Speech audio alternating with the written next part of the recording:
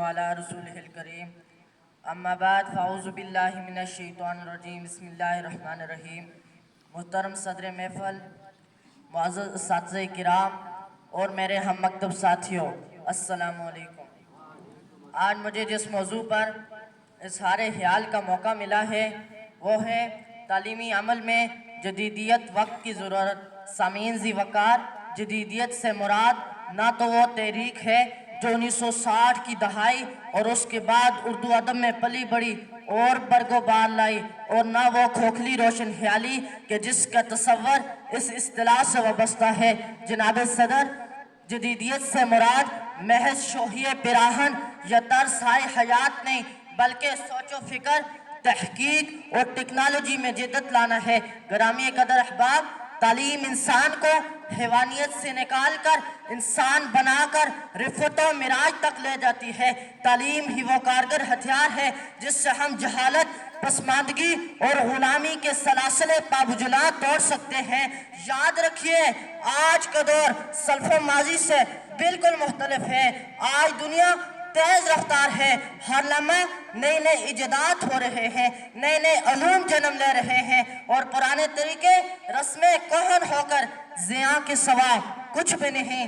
آنکھ جو کچھ دیکھتی ہے لب پہ آ سکتا نہیں، آنکھ جو کچھ دیکھتی ہے لب پہ آ سکتا نہیں۔ محو حیرت ہوں کہ دنیا کیا سے کیا ہو جائے گی۔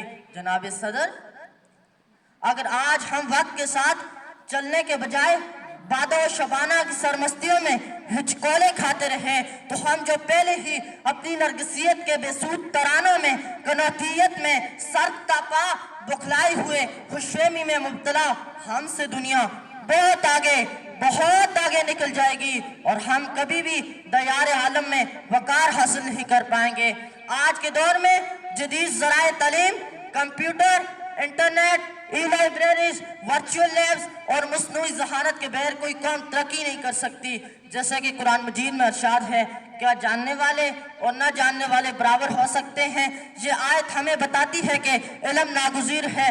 آج کے دور میں ہم جدید علم کے بغیر جہالت کے گٹاٹوپ اندھیروں میں محض مقید ہو کر ذلیل و رسوا ہو کر رہ جائیں گے۔ محترم سامعین، پہلے تعلیم کا مقصد صرف کتابی علم حاصل کرنا سمجھا جاتا تھا، طلبہ کو یاد کرنے پر زور دیا جاتا تھا اور عملی میدان سے بہت کم واسطہ تھا، مگر آج یہ رویہ کافی نہیں۔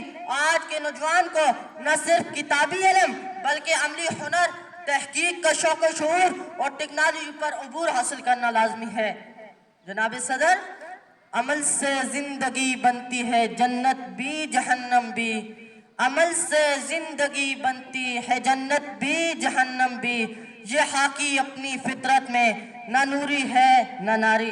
جناب صدر، آج آپ دنیا کی بڑی طاقتوں کے دیکھیے، امریکہ، جاپان اور جرمنی، ان سب نے اپنی قوم کے بچوں کو جدید تعلیم، ریسرچ اور ٹیکنالوجی کی طرف مائل کیا۔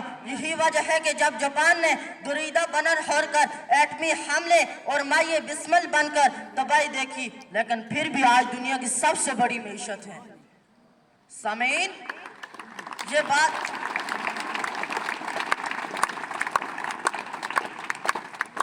کہ تاج کی زینت بن کر تاریخ کا حصہ ہے کہ جاپان اور یورپ کے ملک، سب سے طاقتور ملک جرمنی کو ہم نے کندھا دیا تھا، آج ہم ہی کیوں پیچھے ہیں؟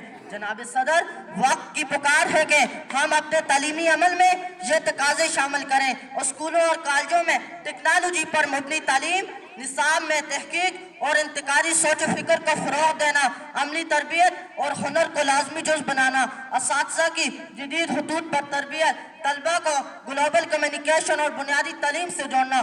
اگر ہم نے ان پہلوؤں پر توجہ نہ دی تو وقت ہمیں پیچھے دھکیل دے گا اور پھر اٹھ کر لذت خواب سحر بھی نہ ملے گی۔ ستاروں سے آگے جہاں اور بھی ہیں، ستاروں سے آگے جہاں اور بھی ہیں، ابھی عشق کے امتحان اور بھی ہیں۔ حاضرین محفل، ہم اپنے ہی ہاتھوں کے لگے زخموں کا چارہ کرنے میں دل ناکام کو ڈھارس دے رہے ہیں، حالانکہ یہ شعر ہمیں کسی اور ہی ملک کی دنیا کا سیر کی درس دے رہا ہے۔